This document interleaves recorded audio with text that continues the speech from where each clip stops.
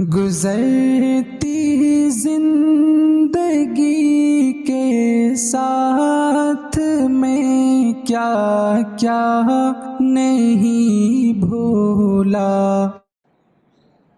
السلام علیکم ورحمۃ اللہ وبرکاتہ۔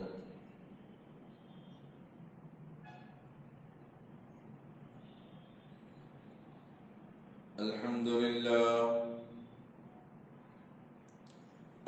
لله نحمده ونستعينه ونستغفره ونؤمن به ونتوكل عليه ونعوذ بالله من شرور أنفسنا ومن سيئات أعمالنا، من يهده الله فلا مضل له ومن يضلله فلا هادي له، ونشهد أن لا إله إلا الله وحده لا شريك له، ونشهد أن سيدنا وحبيبنا ونبينا ومولانا محمدا عبده ورسوله اللهم صل على محمد في أول كلامنا، اللهم صل على محمد في أوسط كلامنا، اللهم صل على محمد في آخر كلامنا، اللهم صل على محمد وعلى آله وأصحابه وأزواجه وأهل بيته أجمعين. أما بعد فأعوذ بالله من الشيطان الرجيم، بسم الله الرحمن الرحيم. الطلاق مرتان، فإمساك بمعروف أو تسريح بإحسان، ولا يحل لكم أن تأخذوا مما آتيتموهن شيئا إلا أن يخافا ألا يقيما حدود الله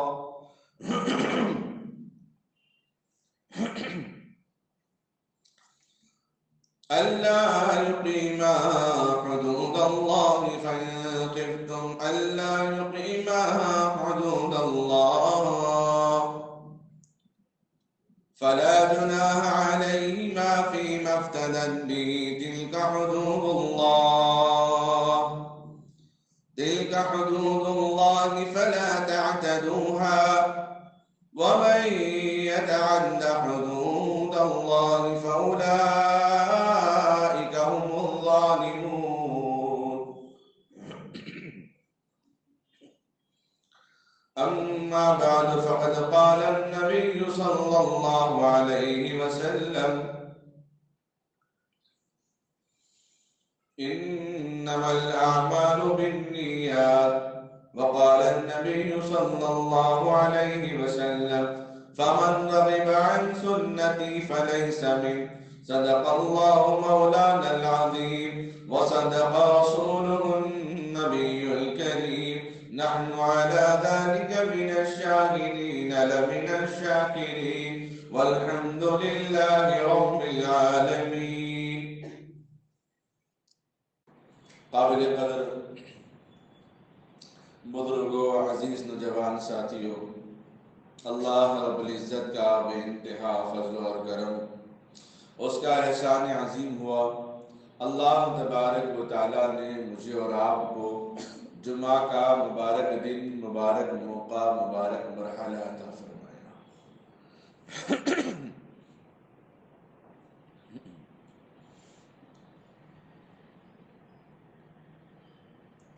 یہودیوں کے یہاں ہفتے کا دن بڑا مبارک، عیسائیوں کے یہاں، نصارہ کے یہاں اتوار کا دن بڑا مبارک تھا، لیکن ان لوگوں نے قدر نہیں کی، نہ اللہ کی نعمتوں کی قدردانی کی، نہ اللہ کے احسانات کی قدر کی، نہ اللہ کے فرمان کا اہتمام کیا۔ اللہ نے جب جمعہ عطا فرمایا تو صحابہ نے اس کی قدر کی اور اس کی تیاری جمعرات کی شام سے کرنے کا اہتمام فرمایا۔ جس طرح چاند کو دیکھ کر ہم خوش ہوتے ہیں کہ رمضان آ گیا، اس طرح صحابہ جمعرات کی شام کو خوش ہوتے ہیں کہ جمعہ آ گیا۔ اس لیے بھی کہ جہاں تعقداتوں میں عبادت کا ذکر ہے، وہیں جمعہ کی رات، عیدین کی رات بھی عبادت کا ذکر ہے۔ جہاں تعقداتیں فضیلت والی ہوتی ہیں، وہیں جمعہ اور عیدین والی راتیں بھی فضیلت والی ہوتی ہیں۔ سید الایام دنوں کا سردار اللہ نے جمعہ کو عطا فرمایا، یہ موقع اللہ نے مجھے اور آپ کو عطا فرمایا۔ محترم بزرگوں، عزیز نوجوان ساتھیوں، اسلامی احکام قرآنی فرمان سنت رسول سے ناواقفیت کی وجہ سے، قرآن و حدیث کے ناشنا سے تعلیم نہ ہونے کی وجہ سے امت کے اندر اتنی گمراہیاں پھیل رہی ہیں، اتنے فرقے اور اتنے اختلافات برپا ہو گئے ہیں۔ اب وہ اختلافات میاں بیوی کے اندر بھی پیدا ہو گئے، نہ شوہر کو یہ معلوم ہے کہ بیوی کے ساتھ ایسے موقع پر کیا کرنا چاہیے، نہ بیوی کو معلوم ہے کہ شوہر کے ساتھ ایسے موقع پر کیا کرنا چاہیے۔ شوہر اپنی طاقت استعمال کر رہا ہے، بیوی اپنے میکے کے بھائیوں اور ماموں اور چچاؤں کی طاقت استعمال کر رہی ہے۔ وہ اپنی طاقت آزما رہا ہے کہ یہ اپنی طاقت آزما رہے ہیں، جبکہ شریعت نے نکاح کو آسان بنایا، طلاق کو مشکل بنایا۔ نکاح کو آسان بنایا، طلاق کو مشکل سے مشکل ترین فرمایا۔ اللہ رب العزت کے نزدیک نبی اکرم صلی اللہ تعالی علیہ وسلم نے فرمایا، اللہ کے نزدیک سب سے زیادہ مبغوض چیز بلا وجہ طلاق کا لینا یا طلاق کا دلوانا۔ اپنی اولاد کا نکاح کرنا، اپنی اولاد کی ذمہ داری اور فرائض کو انجام دینا ایک ولی کے لیے، ماں باپ کے لیے کتنی بڑی قربانی، کتنا بڑا اہم فریضہ ہوتا ہے۔ جس شان اور شوکت کے ساتھ ہم اپنی اولاد کا نکاح تو کر دیتے ہیں، لیکن اس نکاح کو باقی رکھنے کے سامان ہم فراہم نہیں کرتے۔ اس نکاح کو باقی رکھنے کے لیے، اس نکاح کے اندر خیر اور سلامتی، عافیت کے لیے ہم وہ کوششیں نہیں کرتے۔ جہاں ہم سفر میں جا رہے ہوں تو جانے کا خرچ بھی ہونا چاہیے، واپس آنے کا خرچ بھی ہونا چاہیے، تبھی تو اللہ نے حج کو فرض فرمایا۔ جس کے پاس نہ جانے کا خرچ ہے نہ آنے کا خرچ ہے، اس پر اللہ نے حج کو فرض نہیں فرمایا۔ پھر نکاح جیسی عظیم دولت، نکاح جیسی عظیم ذمہ داری سے ہم اپنی اولاد کو سونپ رہے ہیں، تو ان کو زندگی گزارنے کا سلیقہ تو بتانا چاہیے، ان کو طلاق اور طلاق کے ضروری احکام و مسائل تو بتانا چاہیے۔ جس جگہ جانے کے لیے ہم اپنا سفر طے کر رہے ہیں، وہاں کے حالات سے تو واقف ہونا چاہیے، وہاں کا لوکیشن تو معلوم ہونا چاہیے، ایڈریس اور ہاؤس نمبر تو پتہ ہونا چاہیے، کسی کے نام کا تو پتہ ہونا چاہیے۔ بس بچہ کمانا شروع کر دیا، تنخواہ شروع ہو گئی، تو دل میں خیال آیا کہ اس کے نکاح کرتے ہیں، اور لڑکی کا انتخاب کر دیا اور نکاح کر دیا۔ جبکہ شریعت میں ہر کام عبادت کے دائرے میں آتا ہے اس وقت جب بندہ اللہ اور اس کے حکم کے طریقے کے مطابق کرے۔ نکاح عبادت ہے، نکاح سے انسان کی ولایت مکمل ہوتی ہے، نکاح سے انسان ولی کے درجے کو پہنچتا ہے، نکاح سے انسان گناہوں سے بچتا ہے، نکاح سے انسان مومن بنتا ہے، نکاح سے انسان صالح بنتا ہے، نکاح سے انسان اللہ کا مقرب بنتا ہے۔ اس عظیم نکاح کو جو اللہ رب العزت نے آدم علیہ السلام سے لے کر قیامت تک آنے والے انسانوں کے لڑکا اور لڑکی کے تعلقات کے لیے نکاح کو شرط اور فرض اور واجب اور ضروری اللہ رب العزت نے قرار دیا۔ نکاح کے بعد جو مسائل پیدا ہو رہے ہیں، جو طلاق کی نوبتیں آ رہی ہیں، تین چیزیں ایسی ہیں، بندہ اگر مذاق میں بھی کہہ دے، بندہ اگر بیٹھے بیٹھے بھی کہہ دے، بندہ اگر نشے کی حالت میں بھی کہہ دے، تب بھی یہ تین چیزیں واقع ہو جاتی ہیں۔ نمبر ایک، اپنی زمین، اپنے مکان کے لیے لوگوں کے سامنے کہہ دیا کہ میں اس کو مسجد کے لیے وقف کر دے رہا ہوں، یا وقف کر دیا ہوں، یا وقف کر رہا ہوں۔ بس نماز ہو گئی، اب قیامت تک کے لیے وہ مسجد ہے، چاہے دنیا مانے یا نہ مانے، عدالت مانے یا نہ مانے، لوگ مانے یا نہ مانے، اللہ کا اٹل فیصلہ ہے، اللہ کا اٹل نظام ہے۔ 6 دسمبر ہمیں یاد تازہ کروا دیتا ہے کہ ہماری مسجدیں ویران پڑی ہیں، جو مسجد چلے گئی اس کی فکر ہے، جو مسجدیں ویران ہیں ہمیں اس کی فکر نہیں ہو رہی ہے۔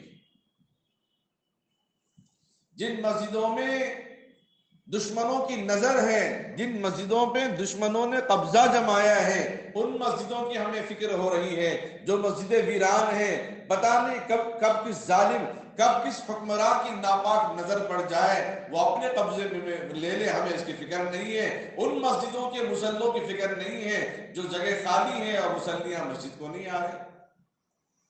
بہرحال کوئی بندہ کہے کہ میں نے مسجد اللہ کے نام پر وقف کر دیا اس جگہ کو مسجد کے لیے، قیامت تک مسجد ہے۔ اسی لیے وقف بورڈ کو بھی اختیار ہے، کہیں بھی مسجد بن جائے تو مسئلہ ہو جائے وہ اپنے انڈر میں لے سکتی ہے۔ دوسری چیز، اس زمانے میں غلام ہوا کرتے تھے، باندیاں ہوا کرتی تھی۔ کوئی بندہ مذاق میں بھی کہہ دے کہ میں اپنے غلام کو آزاد کر رہا ہوں تو بس وہ آزاد ہو گیا۔ اور تیسری چیز، نکاح کے بعد کوئی لڑکا، کوئی آدمی اپنی بیوی کے بارے میں کہہ دے کہ میں نے اس کو طلاق دیا تو ایک طلاق مانی جائے گی۔ طلاق کا اختیار اللہ نے مرد آدمی کو دیا ہے، طلاق کا اختیار اللہ نے عورت کو دیا ہے۔ ان دو عنوان پہ مجھے بات کرنی ہے، نوجوانوں سے خصوصی گزارش ہے، بڑے حضرات سے بھی توجہ دیں۔ حالات بہت نازک ہے۔ قیامت کی نشانی کے بارے میں آپ نے سنا ہوگا، صبح کو مسلمان ہوگا، رات کو کافر بن کے آئے گا، رات کو آئے گا صبح کو مسلمان بن کے، لیکن صبح کو کافر ہو جائے گا۔ اس میں بہت سارے محدثین، علماء نے، محدثین نے، مفسرین نے الگ الگ تشریحات کر دی، لیکن عام فہم انداز میں آپ کو بتا دوں، صبح کو ہمارے بچے، ہم اپنی دعاؤں کا اہتمام کروا کے اپنے بچوں کو اٹھاتے ہیں، بچہ دعائیں پڑھتا ہوا اٹھتا ہے، لیکن اسکول جانے کے بعد پھر کرتا ہے، سورج کی پوجا اس کو وہاں پہ سورج نمسکارن اس کو کروایا جاتا ہے، اور عیسائی اسکولوں میں عیسیٰ علیہ السلام کے شکل سورج کی طرح اسٹیچو سامنے رکھ کر اس کو مانگنے کے لیے کہا جاتا ہے، بچے کو مانگنے کے لیے مجبور کیا جاتا ہے، اور ماں باپ بھی اس حال میں خوش ہوتے ہیں، چلو بچے کو ایک اچھا مقام دیا جا رہا ہے، درجہ دیا جا رہا ہے، اور ماں باپ بھی اس کی خوشی میں خوش ہو جاتے ہیں۔ اب یہی ذہن بچہ 10 کے بعد لے کے نکلتا ہے، انٹر کے بعد بھی یہی ذہن لے کے نکلتا ہے، تو ہم نے تو کلمہ پڑھا کے بھیجا، لیکن بچے اسکول اور کالج جا کر اپنے ایمان کو بیچ کر آ گئے۔ شام کو بندہ اپنے گھر آیا،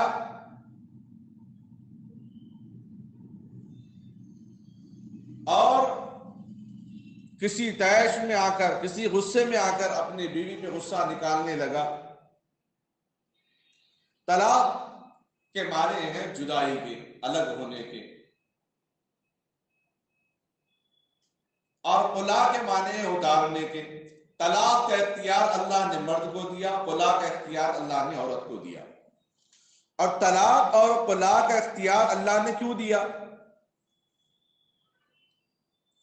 اور نکاح کے بھی اللہ نے اتنے آسان شرائط رکھے ہیں۔ لڑکا عاقل ہے، بالغ ہے، تو گواہوں کے سامنے اس نے ایجاب قبول کر دیا، لڑکی نے قبول کر لیا، نکاح ہو گیا۔ اب خطبہ سنت ہے، اب خطبہ دینے والا کوئی موجود نہیں تھا، ولی موجود ہے، ذمہ دار موجود ہے، تو نکاح تو ہو جائے، نکاح تو ہو گیا، سورہ فاتحہ ہی پڑھ لے تو خطبہ ختم۔ جس آسانی کے ساتھ نکاح میں عورت داخل ہوتی ہے، اس آسانی کے ساتھ طلاق سے باہر ہو جاتی ہے۔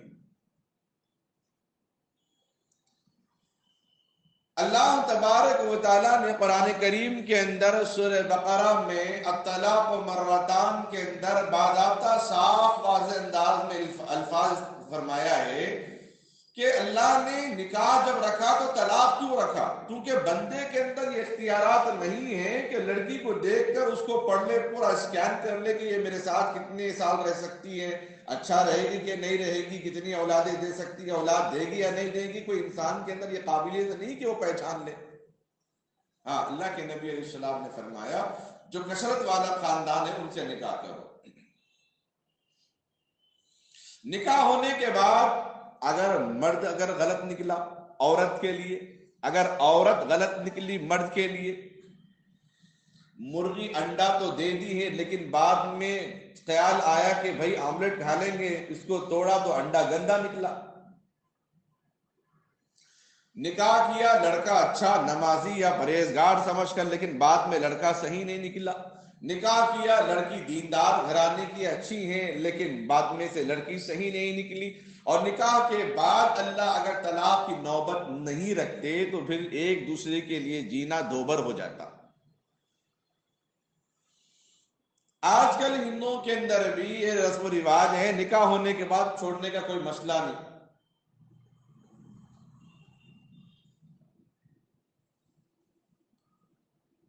ہندوستان کے اندر تو شوہر کا انتقال ہوتا تو شوہر کی چتا کے ساتھ بیوی کو بھی جلا دیا جاتا تھا۔ اسلام کے تاجرین، اسلام کے داعی جب ہندوستان کے اندر پہنچے اور یہ رسم کو مٹا دیا، اس پہ محنت کی، اس کا مطلب یہ نہیں کہ پہلے ہندوستان میں اسلام نہیں تھا، پہلے دنیا میں خود آدم علیہ السلام آئے۔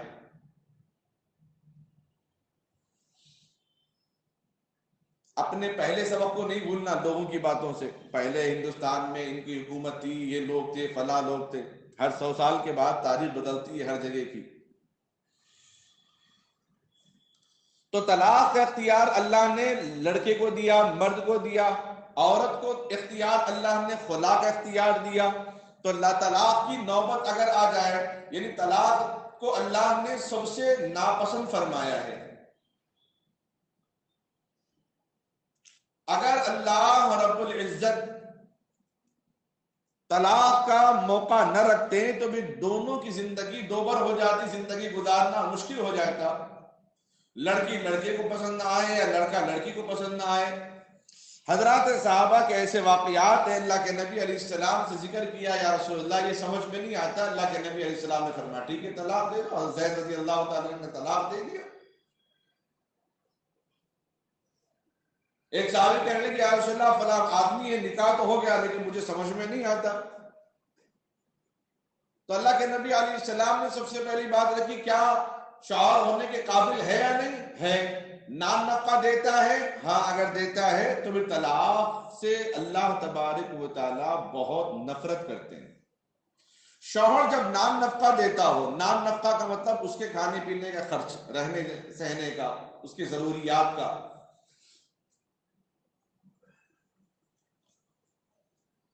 اس کے باوجود اگر کوئی عورت خواہ کے طلاق کا مطالبہ کرے تو اللہ تبارک و تعالیٰ کی طرف سے اس خاتون پر لعنت ہے۔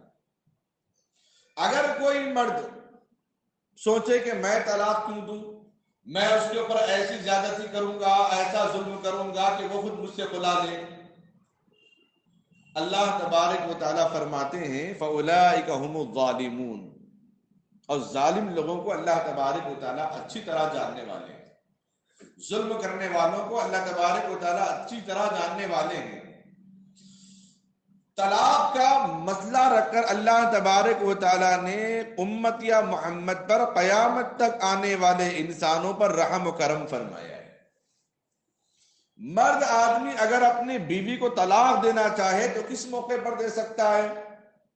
مرد آدمی اگر اپنی بیوی کو طلاق دینا چاہے تو اس موقع پر کہ وہ وفاداری نہ نبھاتی ہو یا اس کو خوش کرنے میں ناکام ہو رہی ہو، اس موقع پر مرد کو اختیار دیا اس کی اصلاح کریں، اس کو سمجھائیں، اس کے زبان پر، اس کے اخلاق پر، اس کے وفاداری پر اس کو سمجھائیں۔ پہلی کڑی اور پہلی سیڑھی یہ رکھا کہ اس کو سمجھائیں، اور اس کے بعد تھوڑے دن کے لیے اپنا بستر علیحدہ کر لیں تاکہ اس کو احساس ہو جائے۔ اگر وہ احساس نہ ہو تو تنبیہ کرے، تنبیہ کا مطلب مارنا نہیں ہے۔ حضرت مولانا عبد الحسامی صاحب نور اللہ مرقدہ فرماتے ہیں تنبیہ کا مطلب مسواک سے ہاتھ پہ ایسے، تاکہ اس کو احساس ہو کہ ہاں نفرت ہو رہی ہے میرے شوہر کو مجھ سے۔ سامنے کوئی اولاد ہو یا کوئی دوست ہو، کوئی جھوٹ بولا، کوئی وفاداری میں، کوئی امانت میں خیانت کا، چل چل نکل یہاں سے، میرے سامنے سے ہٹ جائے، شکل دیکھنا بھی مجھے گوارا نہیں ہے۔ تھوڑی سی دوری اختیار کی، اس کے بعد دوسری مرتبہ تنبیہ، اور تیسری مرتبہ باضابطہ گواہوں کو بٹھا کر اصلاح کر لے۔ اگر اس کی بات لے کر بات سمجھ میں نہ آئے تو اس کے بعد اگر شوہر کو نہ بھائے اس موقع پر ایک طلاق دینے کا حکم فرمایا ہے۔ پھر ایک طہر کے بعد عورتوں کے جو رخصت ماہواری ہے، اس ایک طہر کے بعد، پاکی کے بعد پھر دوسری طلاق دینے کا حکم دیا۔ ایک الگ دینے کا مطلب یہ ہوا، ایک طلاق کہنے کے بعد اگر دوسری طلاق سے پہلے بیوی سمجھ جائے یا شوہر کو پسند آ جائے، اپنی غلطی پر وہ نادم ہو جائے یا معاف کر دے، تو اللہ تبارک و تعالیٰ نے ڈھیل دے دی۔ چونکہ انسان بہت جلد باز ہے، جلد بازی میں بہت فیصلے کر دیتا ہے، اور انسان سے زیادہ عورت جلد باز ہے، اس لیے طلاق کا اختیار اللہ نے مرد کو دیا، عورت کو نہیں دیا۔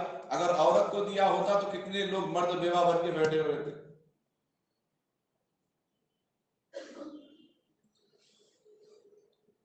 اگر ایک مہینے کے اندر ایک طہر میں اگر وہ طلاق واپس نہ لے تو بھی دوسرے مہینے میں طلاق کہیں، اس کے بعد ابھی اگر بات نہیں بنی، سمجھ میں نہیں آیا، اسی گھر میں بیوی بھی رہنا ہے، یہ نہیں کہ طلاق دے دیے تو اپنے میکے کو چلے گئے۔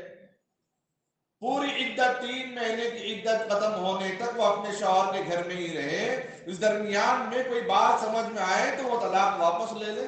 ایک طلاق کے بعد تو میاں بیوی کے رات گزارنے سے، وقت ایک ساتھ وقت گزارنے سے، ان کے معانقے سے اللہ تبارک و تعالیٰ وہ طلاق کو معاف کر دیتے ہیں، لیکن 2 طلاق جب ہو جاتی ہیں اس وقت پھر 2 گواہوں کو بٹھا کر تجدید نکاح کرانا پڑتا ہے۔ مطلب باضابطہ شادی خانے، رخے، کتابیں وغیرہ چھاپنے کے لیے بس 2 گواہ ہو اور ان سے تجدید نکاح کرائے کہ آئندہ ایسی غلطی نہیں ہوگی، پھر نکاح اس کے ذریعے سے واپس ہو جائے گا۔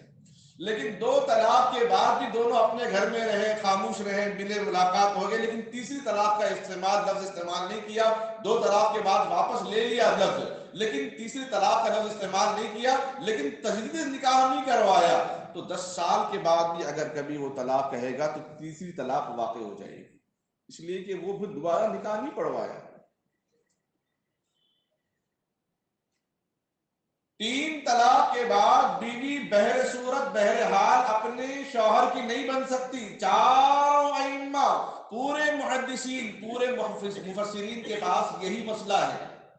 سارے ائمہ، سارے محدثین، سارے مفسرین کے پاس یہی مسلم مسئلہ ہے۔ 3 طلاق دینے کے بعد کوئی عورت اس کے شوہر کی بیوی نہیں بن سکتی، کوئی شوہر اس کی بیوی کا شوہر ہو نہیں سکتا۔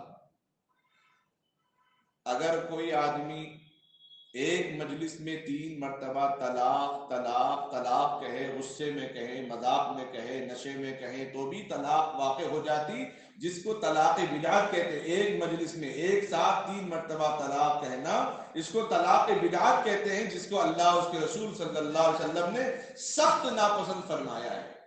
بیت الخلا کسی کو بھی نہیں پسند، لیکن ضرورت ہے۔ طلاق کسی کو بھی نہیں پسند، لیکن اللہ نے بقدر ضرورت رکھا۔ اگر میاں بیوی کی نہیں بنی تو بیوی کی زندگی جہنم نہیں بنانا ہے۔ باہر کیف بہرحال وہ بیوی نہیں بن سکتی 3 طلاق کے بعد۔ اب رات کو شوہر پی کے آئے یا غصے میں آئے اور بیوی کو اس طرح 3 طلاقیں دیں اور رات اس طرح گزار لے تو وہ زنا میں شامل ہے۔ اس طرح اس کا ایمان جاتا رہے گا۔ صبح کو ہم اپنے بچوں کو کلمہ پڑھا کے بھیج رہے ہیں، اسکول اور کالج اپنے ماحول کی وجہ سے وہ کفر خرید کے لا رہے ہیں، اور شام کو نادانی کی وجہ سے ایسے بہت سارے رشتے ہیں اس علاقے کے اندر، اس دنیا کے اندر، اس ہمارے شہر حیدرآباد کے اندر طلاق واقع ہو چکی، اس کے بعد میاں بیوی کی زندگی بسر کر رہے ہیں۔ ان سے جو اولاد ہوگی کل قیامت کے دن اللہ باپ کے نام سے اس کو نہیں پکاریں گے، اللہ اس کو ماں کے نام سے پکاریں گے، اور باپ پر زنا کے الزام پہ سزا دی جائے گی۔ یہ مسلم فیصلہ ہے۔ اب بولے نہیں غلطی میں بول دیے، غصے میں بول دیے۔ جب میں پڑھ رہا تھا اس وقت ایک صاحب رابطہ کرے کہ میل ای میل کے ذریعے سے بچہ جو طلاق بول دیا غصے میں آ کے اسکائپ میں، اب کوئی صورت میں نے 100 جگہ پوچھ لیے، جامعہ نظامیہ پوچھ لیے، دارالعلوم میں پوچھ لیے، فلاں جگہ پوچھ لیے، فلاں جگہ پوچھ لیے، کچھ بھی نہیں ہو رہا۔ کچھ تو حل نکالیے، بولا کوئی حل نہیں کسی کے پاس، کسی کے پاس کوئی حل نہیں ہے۔ جب 3 مرتبہ بولا تو طلاق واقع ہو گئی۔ ایک مرتبہ ایک علاقے کے اندر، نام نہیں لوں گا، شہر حیدرآباد کے اندر ہی، ورنہ محلے کا نام لوں گا تو آپ بولیں گے وہاں کے لوگ ایسے رہتے ہیں، یہ اچھی بات نہیں۔ سن 2005 کی بات ہے، جب میں مسجد بلال میں خطابت کر رہا تھا، ایک مسئلہ پیش آیا، نئی نویلی دلہن 1 مہینہ بھی نہیں ہوا نکاح ہو کر، مہندی بھی پھیکی نہیں پڑی، اور شوہر غصے میں آ کے دلہن نے طلاق طلاق کہا۔ بیوی تھوڑی بہت پڑھی لکھی تھی، کسی دینی ادارے سے منسلک تھے، اس کو مسائل معلوم تھے، وہ اپنے گھر میں میکے کے پاس آگے بول دی کہ شوہر نے مجھے طلاق کہہ دیا 2-3 مرتبہ، 4-5 مرتبہ غصے میں آ کے کہہ دیا ہے۔ اب ان لوگوں نے کہا طلاق کہنے کے بعد ہم کیسے چھوڑ سکتے ہیں بچی کو؟ چھوڑنے والے بھی گناہ ہیں، ماں باپ بھی گناہ گار ہیں۔ بعض لوگ بولتے ہیں بیٹی یہاں سے تو جو جا رہی ہیں صحرا پہن کر، کفن پہننے تک وہی رہنا ہے، یہ غلط ہے، ماں باپ کا ظالمانہ الفاظ ہے۔ اگر ایسا ہے تو اللہ تعالیٰ نے طلاق کا لفظ کیوں رکھا؟ اللہ کو طلاق کا لفظ بھی نہیں پسند ہے۔ ذبح کرنا جائز ہے چاقو سے، لیکن چاقو کی نوک، پنسل کی نوک، پین کی نوک کسی کی طرف دکھانا بھی گناہ کبیرہ ہے۔ اللہ کے نبی علیہ السلام نے منع فرمایا ہے، بے طلاق کو کیسے پسند فرمائے گا؟ لیکن ہے واقع ہو جائے گی۔ تو ہم لوگ سمجھانے کے لیے گئے وہاں پر، تو دلہے کی والدہ یعنی دلہن کی ساس آواز سے کہنے لگی بچہ غصے میں بولا، نہیں معلوم تھا، یہ روزے کا مسئلہ نہیں معلوم تھا، بریانی کھا گئے اب روزہ ہو جائے گا، وہ تو ہو جائے گا، لیکن یہ ایسا مسئلہ نہیں، یہ حساس مسئلہ ہے، یہ کھلواڑ کا مسئلہ نہیں زندگیوں کا۔ ان کو سمجھایا کہ نہیں ماں 3 مرتبہ بولنے کے بعد چاہے ایک مجلس میں بولو یا الگ الگ بولو۔ ایک صاحب بول رہے نہیں ایک مجلس میں 3 مرتبہ بولے تو 3 کیسا ہوتے؟ ایک ہی ہوتے۔ اور ان کو سمجھا ان کے انداز میں، ایک انہی کے پاس جمع ہوٹل میں چلے گئے، 3 سموسے کھا لیے اور پیسے دیے 1 سموسے کے، بولے 1 سموسے کے پیسے دے رہے، اور ایک مجلس میں 3 سموسے کھایا، الگ الگ نہیں کھایا نا، صبح میں الگ، دوپہر میں الگ، شام میں الگ نہیں کھایا، ایک مجلس میں 3 کھایا تو ایک ہی پیسے دوں گا۔ کورٹ میں فیصلہ ہوا، بولے کھائے تو 3 لیکن پیسے ایک کے دے رہے۔ تو ان سے پوچھا بھائی کھائے 3 ایک کے پیسے کیوں دے رہے؟ بولے ایک مجلس میں 3 کھایا تو ایک کے پیسے دوں گا۔ عدالت نے فیصلہ کیا 3 کھایا تو 3 کے پیسے دینے پڑیں گے، تو ایک مجلس میں چاہے 3 طلاق کہیں تو 3 ہی ہوں گے، ایک نہیں ہوں گے۔ تو اس عورت کو بہت سمجھایا، غور سے سننے کی بات ہے، اس عورت کو بہت سمجھایا کہ بھائی نہیں ماں طلاق واقع ہو جائے گی، بچہ غصے میں بولے یا نشے میں بولے۔ بھائی نشے میں تھا نا، عدالت بھی معاف کر دیتی نشے کی وجہ سے، آدھا جرمانہ کم سے کم ہو جاتا۔ بیچنے والوں کو بھی اتنی سیکورٹی ہے، تو بھی وہیں پہ وہاں پہ دعویٰ ڈال کے پکڑتے رہتے، ہفتہ اتوار کے دن یہاں پر بھی کون شراب پی کے جا رہا ہے، اتنی پابندی ہے تو دکانوں میں پابندی کر لو۔ شراب پی کے نشے کی حالت میں کھانا، پھر پیا کیوں؟ پینا بھی تو حرام تھا، اس کے قریب گیا کیوں جو اس کو اللہ نے حرام قرار دیا؟ پینا خود جرم تھا۔ ہاں، نیند کی حالت میں اگر دیا تو طلاق واقع نہیں ہوتی، اس کے علاوہ ہر حالت میں اپنی زبان سے نکلا ہوا یہ لفظ طلاق واقع ہو جاتی ہے۔ اس خاتون کو خاتون کہنے لگی کہ نہیں، بچہ غصے میں بولا طلاق نہیں ہوتی، کیسا ہوتی؟ تو لوگ سمجھائے نہیں، طلاق واقع ہوتی۔ آخر میں بحث ہوتے ہوتے وہ عورت کہنے لگی میرے شوہر کئی مرتبہ یہ لفظ استعمال کرے طلاق، کچھ ہوا کیا؟ ہم دونوں ایسے ہی ہیں۔ اب یہ معلوم نہیں جو لڑکا جس کا نکاح ہوا وہ طلاق سے پہلے ہوا یا طلاق کے بعد ہوا، یہ اس کا اثر ان کے اولاد پہ ہو رہا ہے۔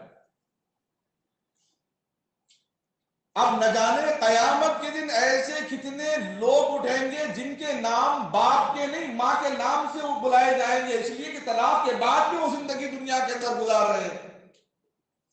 طلاق کے بعد جو اولاد پیدا ہوگی اسی شوہر سے، شوہر تو مانا ہی نہیں جائے گا، اسی مرد سے، تو اس کے مرد کے وہ باپ نہیں ہے، وہ مرد اس کا باپ نہیں ہے، وہ تو زانی ہے۔ تو ایسے الفاظ چاہے مذاق میں کہے، غصے میں کہے، پھر نکاح کیا ہی کیوں اگر ایسے الفاظ استعمال کرنا ہے؟ آدمی کے اندر کا قابلیت نہیں ہے، سنبھالنے کی سنبھلنے کی قابلیت نہیں ہے، تو ایسے الفاظ استعمال ہی کیوں کیا؟ نکاح ہی کیوں کیا؟ یہ ہے مرد کے اختیار میں طلاق۔ اگر عورت بد مزاج ہے، بد چلن ہے، اس کے کردار صحیح نہیں ہے، نصیحت کرنے کے باوجود، علیحدگی اختیار کرنے کے باوجود، سمجھانے کے باوجود، ایک طلاق دے کے دیکھنے کے باوجود، دو طلاق دے کر دیکھنے کے باوجود بھی اگر نہیں سمجھ سکتی ہیں تو اس صورت میں طلاق کا لفظ استعمال کرنے کی شریعت نے مہینے میں ایک دینے کا حکم دیا، اور 3 مہینے میں 3 طہر کے بعد بھی وہ علیحدہ ہو جاتے زندگی میں، وہ اپنی عدت کے بعد دوسرا نکاح کر سکتی ہے، کبھی قیامت تک بھی وہ اپنے پہلے شوہر کے پاس نہیں آ سکتی۔ ہاں، اگر اس کا کہیں نکاح ہو گیا دوسرے آدمی سے اور اس کا انتقال ہو گیا، پھر عدت گزار کے وہ پہلے شوہر کے پاس آنا چاہے تو واپس آ سکتی ہے، اس کے علاوہ کوئی صورت نہیں۔ اگر کوئی سیٹنگ کر لے، دوست کو بول دی تو نکاح کر لے، تو باہر ہی آنا تو نہیں ہے، اس کے بعد چند دن کے بعد طلاق دے لے، پھر میں اس کے بعد عدت گزار کے نکاح کر لوں گا، گناہ پہ گناہ ہے۔ باہر چوری کر رہا گناہ ہی ہے، ممبر رسول پہ بیٹھ کے غلے میں ہاتھ ڈال کے چوری کر رہا اور بہت بڑا گناہ ہے، اور خطرناک گناہ ہے۔ شکر والوں کے لیے شکر زہر ہے اور شکر میں زہر ڈال کے دیا گیا، اور بڑا معجزہ ہے اس کے لیے۔ یہ ہے مرد کے اختیار میں طلاق کا، اور عورت کے اختیار میں مرد آدمی طلاق نہیں دیتا لیکن اس کو ستاتا ہے، پریشان کرتا ہے۔ ایسے بعد مرد نوجوان ایسے بدچلن اپنے دوستوں کی وجہ سے، اپنے ماحول کی وجہ سے، اپنے اٹھنے بیٹھنے والوں کی وجہ سے اتنے بدمزاج ہوتے ہیں کہ اپنا سارا کا سارا غصہ اپنی گھر کی عورتوں پہ نکالتے ہیں۔ گھر کی عورت کو اللہ نے سکون کے لیے بنایا، عافیت کے لیے بنایا، سلامتی کے لیے بنایا، تسکین کے بنایا، دل کے آرام کے لیے اللہ تبارک و تعالیٰ نے بنایا ہے۔ ایسا رازدار بنایا جس کا تیسرا شریک نہیں ہو سکتا۔ میاں بیوی کے درمیان فرشتے بھی حائل نہیں ہوتے ہیں، حفاظت کرتے ہیں، دعا کرتے ہیں میاں بیوی کی جب بند کمرے میں ہوتے ہیں۔ جب نیک ہو تو فرشتے خود دعا کرتے ہیں نیک صالح اولاد کی۔ اس کے باوجود اگر وہ شوہر پہ وہ اپنی بیوی پہ ظلم کرتا ہو، زیادتی کرتا ہو، مارتا ہو، کھانے میں اور پینے میں دقتیں دے رہا ہو، اور لوگوں کے نام لے لے کر ٹارچر کرتا ہو، تو پھر عورت کو اختیار دیا وہ اپنے قاضی سے رجوع ہو کر اپنے ولی کے ذریعے سے شوہر سے خلا لے گی۔ خلا لینے کے بعد وہ بھی 3 مہینے عدت گزار لے گی، اور درمیان میں شوہر اپنے غلطی کا اقرار کر لے تو پھر وہ عورت خلا کے بعد بھی واپس آ سکتی ہے، لیکن شوہر طلاق کے بعد واپس اپنی بیوی کو نہیں بلا سکتا ہے۔ نوجوان نسل جہاں نکاح ہو رہا ہو اپنے نوجوان بچوں کا، کہیں شادی طے ہوئی تو فوراً بولتے فرنیچر کہاں سے لے رہے ہیں، شادی خانہ کون سا بک کریں، کون سے بورڈ سے بلایا، اس کو بلانا تھا، انہیں بہت اچھا بنا تھا، ہم لوگ پرسن دعوت میں گئے تھے بہت اچھا تھا، فلاں پارکنگ اچھی ہے، فلاں۔ یہ اللہ تعالیٰ اگر آپ رہبری دے یا نہ دے لیکن آپ کو ثواب ملے گا ضرور، لیکن آپ یہ مشورہ ضرور دیں کہ ہونے والے بچے کے نکاح سے پہلے کسی عالم سے رجوع ہو کر، دیندار سے رجوع ہو کر یہ باریک مسائل معلوم کر لیں، تاکہ آنے والی اولاد میں پیران پیر شیخ عبد القادر جیلانی رحمۃ اللہ علیہ کی نورانیت لے کر آئے، امام اعظم ابو حنیفہ رحمۃ اللہ علیہ کی نورانیت لے کر آئے، علم کو لے کر آئے۔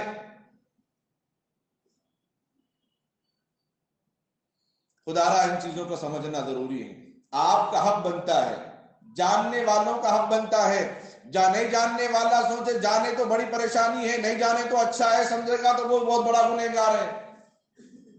مرنے کے بعد کیا ہوگا؟ کتاب ہے، اس میں میں نے بچپن میں پڑھا، اس میں لکھا ہوا ہے اگر کوئی سوچتا ہے کہ جلسوں میں جاؤں گا، مجلسوں میں جاؤں گا، علماء کے پاس بیٹھوں گا تو پھر دین کی باتیں سننا پڑے گا، سنوں گا تو پھر عمل کرنا پڑے گا، اس سے اچھا نہیں گئے تو اچھا ہے، معلوم نہیں کرے نہیں، تو ایسے لوگوں کے لیے اور فرمایا ٹکڑے ٹکڑے کر کے دیگ میں ڈال کر گلا بھی دیا جائے تو عذاب کم ہے۔ جس خدا نے اتنی حسین زندگی دی، جس خدا نے اتنی حسین جوانی دی، جس خدا نے اتنے حسین ماں باپ دیے، اتنے محنت اور محبت والے ماں باپ دیے ہیں، اس خدا کا حق کا ہمیں ذرا بھی خیال نہیں۔ یہ ایک بہت باریکی مسئلہ ہے اور آج کل بہت زیادہ ہو رہا ہے، ان چیزوں سے اپنے آپ کو بچائیں۔ ایک خاتون کہتی ہیں کہ میرے شوہر نے کئی مرتبہ کہا ہے لیکن چھوڑنے کو تیار نہیں، اور مجبور میں اس طرح ہوں کہ نہ میرے ماں ہیں، نہ میرے باپ ہیں، نہ میرے بھائی ایسے ہیں کہ مجھے دیکھ سکے۔ اللہ کے نبی علیہ السلام نے کیا ارشاد فرمایا؟ سب سے بہترین صدقہ وہ ہیں جو بیوہ عورت پہ خرچ کیا جائے، اور ماں باپ کے لیے فرمایا سب سے اعلیٰ صدقہ وہ ہیں اگر بچی بیوہ بن کے آئی اس پہ خرچ کیا جائے۔ اللہ کے نبی صلی اللہ علیہ وسلم کی صاحبزادیاں زینب ام کلثوم رضی اللہ تعالی عنہما، ابو لہب اس وقت ابھی مکمل اسلام بھی نازل نہیں ہوا، اللہ کے نبی علیہ السلام نے ابو لہب کے بیٹے عتبہ سے نکاح کیا، ان کے دو بیٹوں سے اپنی بیٹیوں کا نکاح کیا۔ کچھ معاملے پر عتبہ نے بھرے مجلس میں آ کر کہہ دیا کہ محمد نعوذ باللہ من ذالک، میں تمہاری بیٹیوں کو طلاق دے رہا ہوں۔ سارے مجمع کے سامنے کہہ دیا۔ اللہ کے نبی علیہ السلام پر شاخ گزری، نبی علیہ السلام جو طائف کے پتھر کھا کر بھی لوگوں کو کچھ نہیں کہا ہے، فرمایا میں اس کو اللہ کے حوالے کر دیتا ہوں،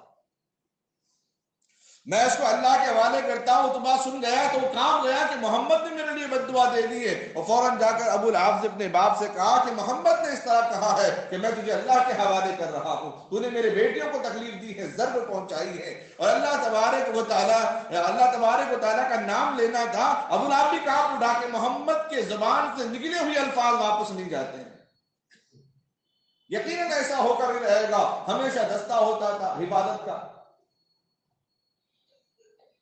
ہمیشہ دستہ ہوتا تھا حفاظت کا، اور 300 آدمی لگے ہوئے ہیں اس کے ساتھ، لیکن ایک شیر آ گیا تو وہ ابو کہنے لگا کہ یہی ہے، ابو لہب بھی کہنے لگا یہی ہے جو اس کو قتل کر دے گا۔ محمد کی بد دعا بن کے شیر کی شکل میں آ گیا ہے۔ لوگ کہنے لگے 300 آدمی سے زائد ہے، وہ کس پر حملہ کرے گا؟ وہ شیر بو سونگا، ایک چھلانگ سیدھا عتبہ پر ماری اور اس کا سر قیمے کی طرح چبایا، کھایا نہیں۔ گستاخ رسول کو کھایا کہا جا سکتا ہے؟ زمین بے نمازی کو قبول نہیں کرے گی، نبی کو دل کو تکلیف پہنچانے والے کو شہر کو کیوں قبول کر لے گا؟ وہ اس کو زخمی نہیں بلکہ چور چور اس کا سر چور چور کر کے خاموش چلا گیا۔ اور لڑکیوں کے جو ماں باپ ہوتے ہیں بلا وجہ ان بچیوں کو ستانے سے ان کی آہ لگتی ہے، اس بات کا خیال رکھیں۔ بلا وجہ کسی پر ظلم کرنے سے ان کی آہ لگتی ہے، اور وہ لڑکیاں جنہوں نے اپنے جگر سے اپنے سینے سے لگا کر ان کی حفاظت کر کر کے پالا پوسا بڑا کیا، اس امانت کو جو باہر بے پردہ نکالنا گوارا نہیں کیا تھا، اس امانت کو نہ محرم کے ساتھ بھیجنا گوارا نہیں کیا تھا، وہ امانت ایک لڑکے کے حوالے کر دی ہے۔ اس کی ذمہ داری ہے دل و جان سے اس کو قبول کر لیتا ہے تو اس کی زندگی دنیا میں بھی جنت ہے، آخرت میں بھی اللہ تبارک و تعالیٰ اس کا رشتہ برقرار رکھتے ہیں۔ نکاح کا ہی ایسا مرحلہ ہے جو دنیا میں بھی رشتہ باقی رہتا ہے، آخرت میں بھی رشتہ باقی رہتا ہے۔ خدا را میں آپ حضرات سے ہاتھ جوڑ کے کہتا ہوں، نوجوانوں سے، بڑے بڑے حضرات سے بھی، عمر دراز لوگوں سے، دانشمند حضرات سے بھی عرض کرتا ہوں، جہاں پیغام ملے آپ کو نکاح کا اپنے رشتہ داروں میں، اپنی اولاد کا، بیگانے اولاد کا، پڑوسیوں کا، محلے والوں کا، ان نوجوانوں سے گزارش کیجئے کہ جو دین جانتے ہیں ان کے پاس جا کے نکاح کے مسائل معلوم کر لیں۔ نکاح اتنی قربانیوں کے ساتھ ہم کر رہے ہیں اور نکاح کے بعد چند مہینوں کے اندر طلاق واقع ہو جا رہی ہے اور دلہن بھی کہتی کیا بے عزتی کر دوں لوگوں کے سامنے، اپنے باپ نے خون پسینہ ایک کر کے جہیز جمع کر کے میرا نکاح کیا تھا، کیا صورت لے کے میں واپس جاؤں؟ اور یہ بھی کہتا ہے وہ تو خاموش بیٹھی ہوئی تو میں بھی خاموش بیٹھ جاؤں گا۔ کیا نہیں ہو رہا دنیا کے اندر؟ ہم معافی مانگ لیں گے، 1000 تہجد بھی پڑھ لیں، 1000 راتیں بغیر سوئی عبادت میں گزار لیں، 3 طلاق کے بعد وہ بیوی بن نہیں سکتی۔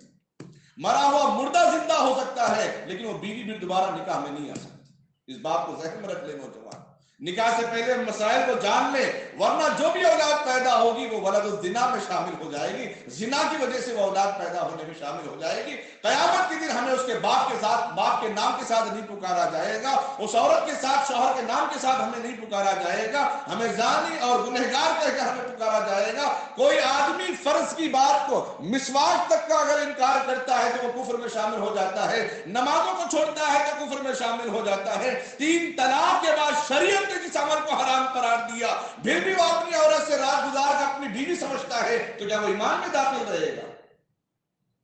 کیا مسلمانیت میں داخل رہے گا؟ کیا سنت رسول میں وہ داخل رہے گا؟ اس ازواجی رشتے کو اللہ نے کتنا سکون والا بنایا۔ اللہ فرماتے ہیں ہم نے مرد کے لیے سکون کا ذریعہ بنایا عورت کو پیدا کر کے۔ عورتوں کو بھی چاہیے کہ شوہر آنے سے پہلے حسن و جمال کے ساتھ تیار ہو کر بیٹھی رہے، اس کا تیار ہونا بھی صدقہ ہے، شوہر کا اپنی بیوی پر مال خرچ کرنا بھی صدقہ ہے۔ یہ ضروری باتیں جو اہم ہے اس موقع پر میں آپ حضرات سے پھر دوبارہ سہوارہ گزارش کرتا ہوں، جہاں بھی نکاح ہے نوجوانوں سے گزارش ہے کہ ان سے بولتے ہیں انفرادی طور پہ آپ نکاح کے مسائل معلوم کر لیں، انٹرنیٹ پہ پڑھنا نہیں، آپ باضابطہ کتابوں کے حوالوں سے کسی عالم دین سے رجوع ہونا۔ کیوں؟ ہم سنتے تھے کہ یہودی لوگ قرآن حفظ کر کے عربی سیکھ کر حدیثوں میں رد بدل کر کے نیٹ پہ چلا رہے ہیں، جن کو ایسے فرقے بھی ہیں جن کو مسلمانوں نے اپنے علماء نے اہل سنت والجماعت نے کافر ہونے کا فتویٰ دیا، وہ لوگ بھی انٹرنیٹ پہ ایسے حدیثیں چلا رہے ہیں۔ اسرائیل کے اندر ایک ایسا علاقہ ہے جہاں پہ پوری یونیورسٹی پورے مدرسے کی شکل میں ہے، روزہ رہ کر سرچ کرتے ہیں کہ روزے کو کیسے خراب کیا جائے، قرآن پڑھ کے سرچ کرتے ہیں اس کے اندر زیر و زبر میں کیسے تفرق کیا جائے، قادیانی ہے۔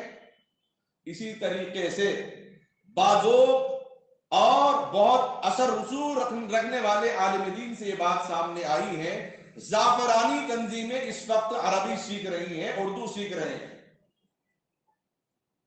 تصدیق کی بات، تصدیق کے ساتھ، پورے پروف کے ساتھ، زعفرانی تنظیمیں چونکہ یہ برہمن کا جو یہ نسل ہے، جو ان کی ذات ہے یہودیوں کی نسل سے، نوح علیہ السلام کے 3 بیٹے تھے، حام، سام، یافس۔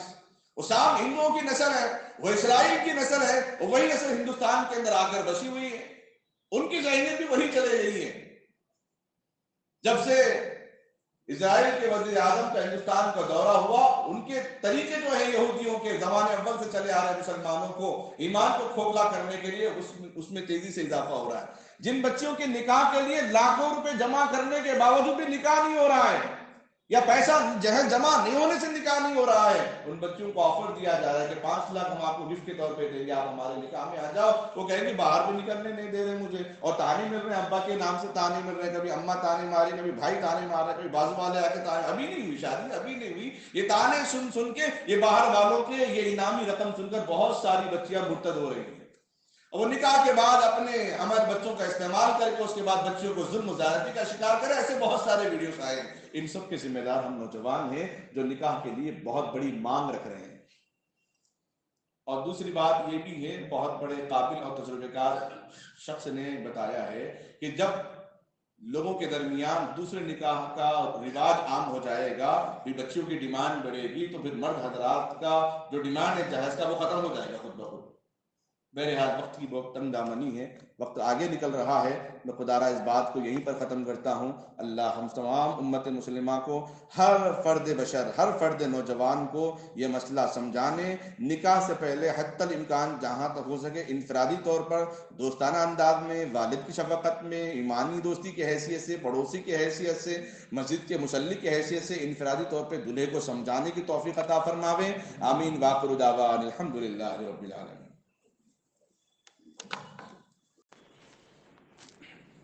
طلاق اور خلا کے مسائل جو آپ حضرات کے سامنے آئے ہیں، مثلا مثال کے طور پر اگر بچہ 18 سال کا نہیں ہے اور اس کے پاس لائسنس نہیں ہے، چونکہ 18 سال سے پہلے تو نہیں ہوگا، اگر وہ بچہ اگر گاڑی چلائے تو قانونی اعتبار سے جرم ہے اور ماں باپ کو بھی سزا دی جائے گی، اس بچے کو آپ نے گاڑی ہاتھ پہ کیوں دی؟ کل قیامت کو اللہ تعالیٰ پوچھیں گے نکاح تو آپ نے کر دیا ہے، کمانے کا طریقہ تو بتایا، نکاح کو سنبھالنے کا طریقہ آپ نے نہیں بتایا ہے۔ تو اسی لیے ضروری ہے اپنے بچوں کو نکاح اور خلا اور طلاق کے مسائل کو سمجھائیں اور واضح کرتے، اس بات میں ذرا بھی شرمانا نہیں ہے اب کیا کریں گے، اب تو ہو گیا، اب کیسے بولیں گے۔ اللہ کے نبی صلی اللہ علیہ وسلم کے پاس ایک ایسا ہی مسئلہ آیا، قیس نے سامنے آ کر، لوگ جھجک رہے تھے کہ فلاں عورت بڑے مالدار گھرانے کی ہے، اس نے چوری کی ہے، اگر اس کا ہاتھ کاٹا جائے گا، مالدار گھرانے کی عورت ہے، بے عزتی کی بات ہو جائے گی، اچھی بات نہیں، کوئی تو طریقہ ہو۔ اشارہ فرمایا تو اللہ کے نبی علیہ الصلوۃ والسلام کا چہرہ سرخ اور فرمایا، قیس یاد رکھو اگر محمد کی بیٹی فاطمہ بھی اگر چوری کرتی تو اس کا بھی ہاتھ کاٹ دیا جاتا۔ ایسے شرعی نظام قائم ہونے کی وجہ سے لوگوں کے اندر خشیت طاری ہوتی ہے، پھر تقویٰ پیدا ہوتا ہے۔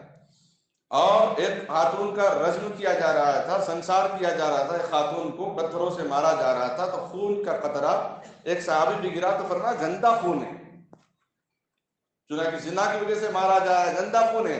اللہ کے نبی علیہ الصلوۃ والسلام کا چہرہ سرخ ہوا، فرمایا کیا کہتے ہو، تمہیں پتا بھی ہے اس ایک عورت کے ایک قطرہ خون اگر پورے مدینے والوں میں تقسیم کر دیا جائے تو اللہ سب کی مغفرت فرمائیں گے۔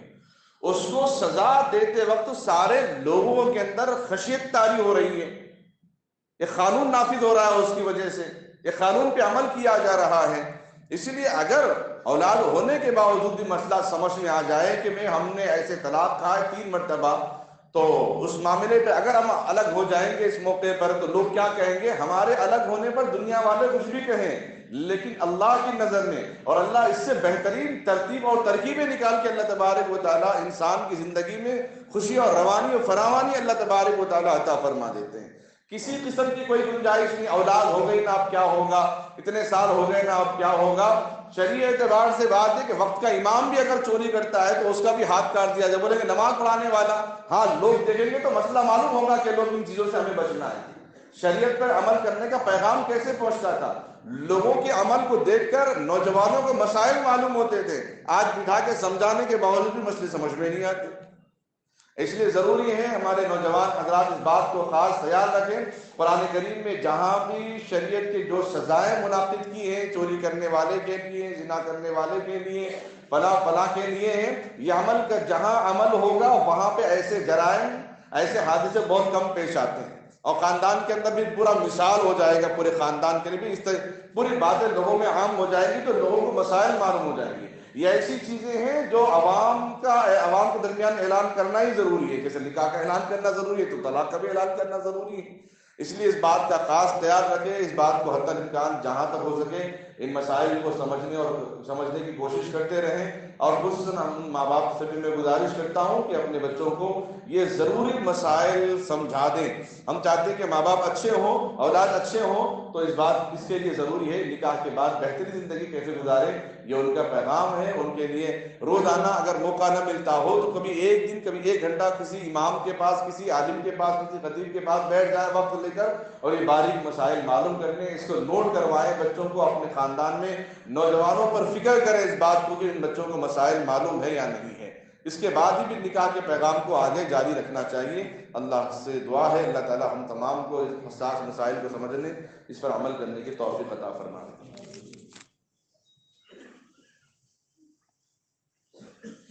درود شریف پڑھیں۔ اللهم صل على محمد وعلى آل محمد وبارك وسلم۔ ربنا ظلمنا أنفسنا وإن لم تغفر لنا وترحمنا لنكونن من الخاسرين۔ رب اجعلني مقيم الصلاة ومن ذريتي ربنا وتقبل دعاء۔ ربنا اغفر لنا ذنوبنا يا رب العالمين۔ سبحان الله وبحمده عدد قلبه ورضا نفسه وزينة عرشه ومداد كلماته۔ رضيت بالله ربا وبالإسلام دينا وبمحمد صلى الله عليه وسلم۔ هو الله الذي لا إله إلا هو هو الأول والآخر والظاهر والباطن وهو بكل شيء عليم. اے اللہ ہم سب کے گناہوں کو معاف فرما.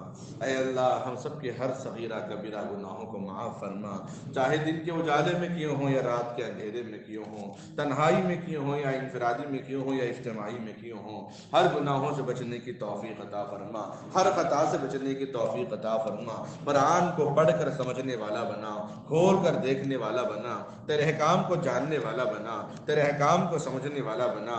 اے اللہ نہ جانے ایسے کیسے رشتے ہو رہے ہیں دنیا کے اندر، اے اللہ ایسے چیزوں سے حفاظت فرما. نکاح سے پہلے نکاح کے مسائل کو سمجھنے والا بنا، طلاق اور خلا کے مسائل کو سمجھنے والا بنا دے، تاکہ میاں بیوی کے اندر ہمیشہ محبت قائم و دائم رہے، تیری رضا سے قائم رہے، تیری رضا سے دائم رہے، تیری رضا سے اللہ گھر خوشحال میں چلتا رہے. اے اللہ جو شوہر جو آدمی اپنے گھر کی فکریں کر رہا ہے، یقیناً اس کا ہر ایک عمل، ایک ایک سانس اس کے لیے صدقہ ہے، ایک ایک روپیہ اس کے نام پہ صدقہ ہوتا ہے. اے اللہ جن لوگوں نے اپنے گھروں کو سنبھال رکھا ہے، اے اللہ تو ان کے دلوں کو سنبھال کے رکھ دیں. اے اللہ تو ان کی ایمان کی حفاظت فرما. اے اللہ بچے ہمارے گھروں سے نکل رہے ہیں کلمہ پڑھ کر، اسکول میں کالجوں میں جا کر نہ جانے کیا کیا نئے نئے طریقے، نئے اے اللہ فرقوں کے نام لے کر اللہ کلمے پڑھ کر سر جھکا کے آ رہے ہیں. پتہ بھی نہیں چل رہا ہے کب بچے ہمارے ایمان سے باہر نکل رہے ہیں. اے اللہ اپنے بچوں کی ایمان کی فکر کرنے والا بنا، اپنے بچوں کی نکاح کی فکر کرنے والا بنا، اپنی اولاد کو دین کا دائی بنا، متقی بنا، پرہیزگار بنا. اے اللہ نکاح کو آسان بنا، زنا کو مشکل بنا دے. اے اللہ نکاح کو آسان بنا، جو بیوہ ہیں متعلقہ ہیں ان کا اثر نو نکاح عطا فرما دے. اے اللہ لڑکوں کے اندر جہیز کے لینے اور دینے اور مال کے نظریات سے دور رہنے اور رہنے کی توفیق عطا فرما. ماں باپ کو بھی ہر ایک کے نکاح کو سادگی سے کرنے کی توفیق عطا فرما. اے اللہ جو علماء نے متفقہ طور پر حیدرآباد کے سبھی تنظیم کے علماء نے فیصلہ لیا ہے، جن نکاحوں کے اندر گانا بجانا ہوگا، جن نکاحوں کے اندر ڈی جے اور باجا گانے ہوں گے، اس میں شرکت کی اے اللہ سخت سے سخت اور تاکید کر کے گزارش کی گئی ہے. اے اللہ اس سے بچنے کی، تو لہذا ہم نوجوانوں کو، ہم مسلمانوں کو ان نکاح کے موقع پر پٹاخے پھوڑنے سے، اے اللہ بارات میں ڈھول باجے بجانے سے حفاظت فرما. اے اللہ نعتیہ اشعار، اے اللہ نعتیہ اشعار حمد و ثنا پڑھنے کا اہتمام اگر ہے، موقع ہو تو کرنے کی توفیق عطا فرما. اے اللہ ورنہ نکاح کو آسان فرما. نکاح کے بعد کی زندگی کے مسائل کو اے اللہ نکاح سے پہلے سمجھنے کی توفیق عطا فرما. اے اللہ جو میاں بیوی کے اندر طلاق ہو چکا ہے، اے اللہ ان کو علیحدہ فرما، تاکہ حرام سے بچیں، تاکہ زنا سے بچیں، تاکہ زنا اور حرام سے اولاد ہونے سے بچ جائیں. اے اللہ پھر کل قیامت کے دن ایسے ہی اولاد کو پکارا جائے گا، اس وقت کی شرمندگی سے بچا جب کوئی بچانے والا نہیں ہے. اے اللہ پھر یہ بچے ایسے ہی پیدا ہو جائیں گے، اے اللہ پھر ان کا نکاح کیا جائے گا تو اے اللہ ان کی زندگیوں میں کہاں خوشیاں آئیں گی. اے اللہ توبہ کی توفیق عطا فرما، استغفار کی توفیق عطا فرما، دینی مساجد، مدارس، مکاتب، خانقاہوں کی حفاظت فرما.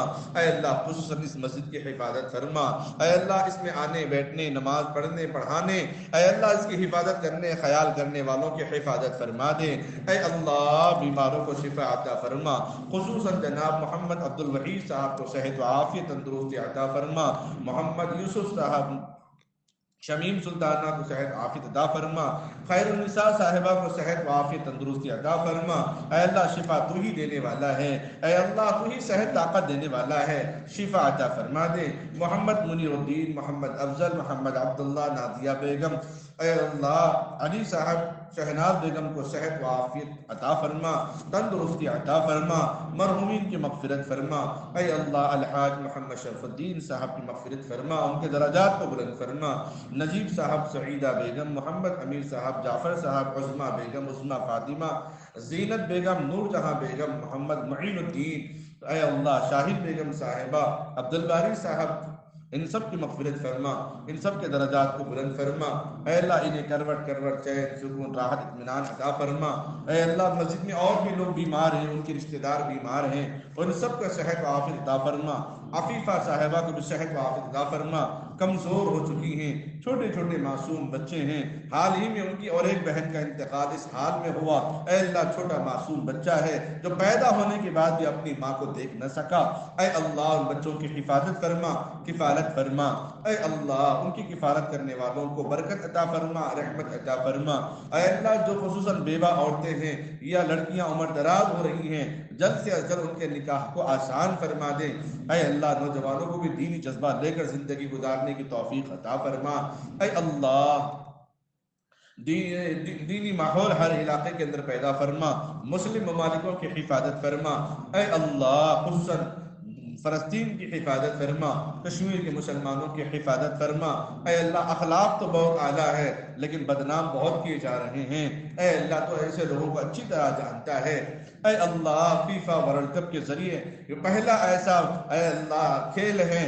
جو کھیل کے چرچوں سے زیادہ اسلامی تہذیب، اسلامی ثقافت، اسلامی نظام، صاف ستھرائی، پاکی اور طہارت اور کلمے کو اے اللہ زیادہ ذکر کیا جا رہا ہے، اے اللہ اس کے اثرات ہر علاقے کے اندر، ہر ملک کے اندر عطا فرما دے، اے اللہ اسلامی ماحول میں رہ کر ہم کو کام کرنے کی توفیق عطا فرما، اسلامی ماحول میں رہ کر اپنی ملازمت اور اپنی نوکری کرنے کی توفیق عطا فرما، باوضو رہ کر اپنی تجارت کو جاری رکھنے کی توفیق عطا فرما، اے اللہ جن جن لوگوں نے دعاؤں کے لیے کہا ہو یا لکھا ہو یا ان کا ہم پر حق ہو، ان سب کو اپنے مقاصد میں کامیابی عطا فرما، اے اللہ اس دعا کو اپنے فضل و کرم سے جناب آقا و مولا سرکار دو عالم صلی اللہ علیہ وسلم کے عظمت سے قبول و منظور فرما، وصلی اللہ تعالی علی خیر خلقہ محمد وعلی آلہ واصحابہ وازواجہ واہل بیتہ وذریاتہ اجمعین برحمتک یا ارحم الراحمین والحمد للہ رب العالمین۔